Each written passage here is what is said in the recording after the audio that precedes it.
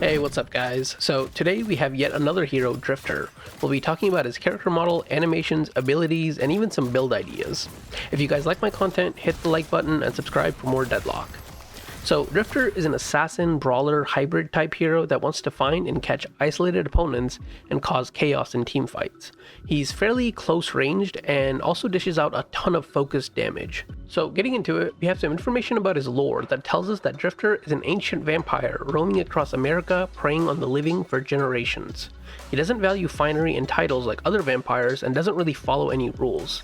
At the end, it simply says Drifter continues to do what he pleases. So basically, he's an old evil vampire.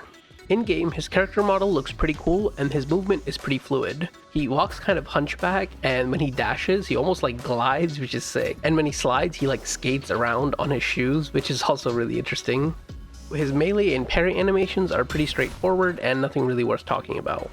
So next up, his gun is pretty different actually. He's one of the few heroes we have that doesn't actually have a gun or weapon.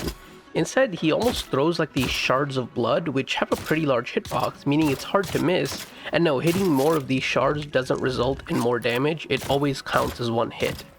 However, there's a few interesting things about it. He uses both hands to attack, and it seems random, meaning you might miss if he uses the wrong hand to attack. For example, if I have my cursor to the right of him like this, his left hand attacks will hit, but his right hand attacks will not. The other quick but very crucial thing is that unlike most heroes, Drifter doesn't have infinite range. Some heroes, if you're far enough away, will do like 1 damage, but it'll still hit.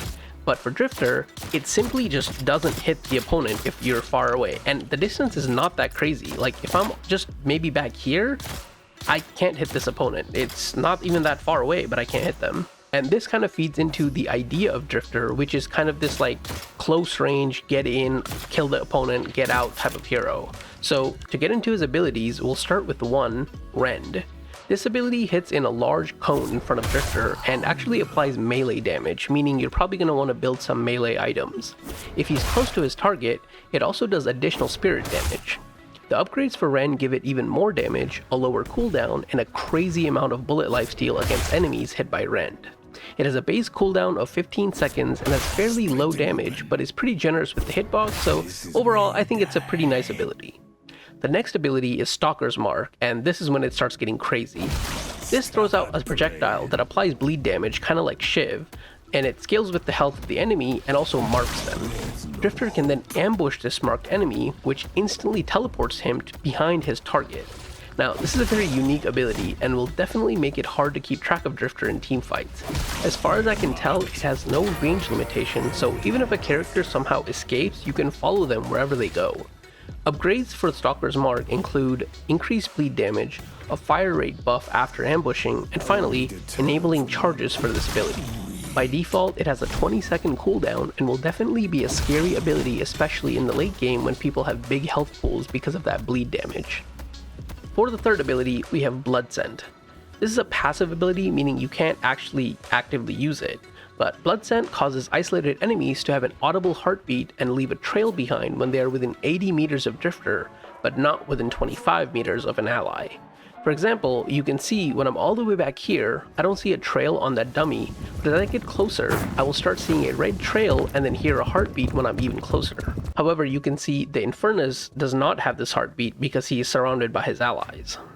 When an enemy hero is isolated, they take 15% more damage from Drifter, and also if Drifter successfully kills them, he gains 5% permanent weapon damage. The first upgrade for this ability gives Drifter more movement speed near isolated heroes. The second upgrade gives him a 15% reduction in cooldowns and 3 stamina when killing an isolated hero, and then finally for the third upgrade, he gets a 13% increase in the isolated damage. For the final ability, we have his ultimate, which is Eternal Night, and it's a super cool ability. When hit by this ability, enemy heroes will have their vision of other units reduced and will also be briefly revealed. It lasts for 7 seconds and can be applied to 2 targets by default. During that time, Drifter gets sprint speed and spirit damage on his attacks. Here's what it looks like from the enemy perspective. As you can see, I can see the terrain, but minions, base defenses like guardians, and enemy heroes do not appear unless I get within 15 meters of them. And again, this effect lasts for 7 seconds, which is kind of crazy. The first upgrade for Eternal Knight gives you more spirit damage on attacks, the second upgrade reduces the cooldown of this ability and gives you more sprint speed, and the final upgrade makes this ability last longer and lets Drifter affect one more enemy hero with it. So his abilities are definitely cool, and I can see how his kit is built around stalking, isolating, and killing his opponents with tons of damage. His main combo will most likely be hitting a key target with Stalker's Mark, immediately ambushing them before they have a chance to get near their team, and then using Eternal Knight to blind them, which will confuse them about which way to run to go towards their team. Then Drifter can simply use the damage from Rend, Bloodscent, and his attacks, and obviously items, to take out the enemy hero. He'll be excelling at catching out enemy heroes that are farming in side lanes, and even gets resets, meaning if somebody does come to help them, if you kill them in time, all your abilities are back and you can even kill the next person. For some general leveling and build advice, I would recommend starting with Rend, then Stalker's Mark, since enemies generally won't be isolated in the laning phase, so this ability is pretty much useless early game. Then we pick up Bloodscent because we have to, and then obviously Eternal Knight last. For leveling, start with getting extra damage for Rend, and then the extra damage for Stalker's Mark, and then of course when you can, the extra damage for Eternal Knight. From here, you can get the second points in Rend and Stalker's Mark, and this is where it kind of becomes very game dependent. If you have enemies heroes like Haze and Infernus that like splitting by themselves a lot, maybe you dump all your points into Bloodscent, making it easier to catch and kill those heroes. Or if it seems like the game is turning into a bit of a team fight heavy game, then maybe you want to opt for putting as many points as you can into Eternal Knight, since it seems like it'll be a pretty key ability for Drifter to do what he needs to do. For his build, it seems like you definitely want to start with items like melee lifesteal and close quarters, and for mid game you want to go for items like backstab, point blank, lifestrike, hunter's aura, and maybe even spirit snatch. For late game, I would go with tanky damaging options like Juggernaut, Phantom Strike, or Vampiric Burst. I'm not sure how useful he'll be in the late game because he's built to be kind of a squishy assassin, which typically don't do too well in teamfights, so maybe opting for a tanky build that uses his lifesteal from his Rend is the way to go. But there's also offensive items that work really well on him, such as Shadow Weave because it works perfectly with your ambush, or like Frenzy. Obviously, Drifter just came out, and if I get to play him a lot, I'll cook up a build like I did with Paige. Check out the Paige build if you haven't seen it, by the way.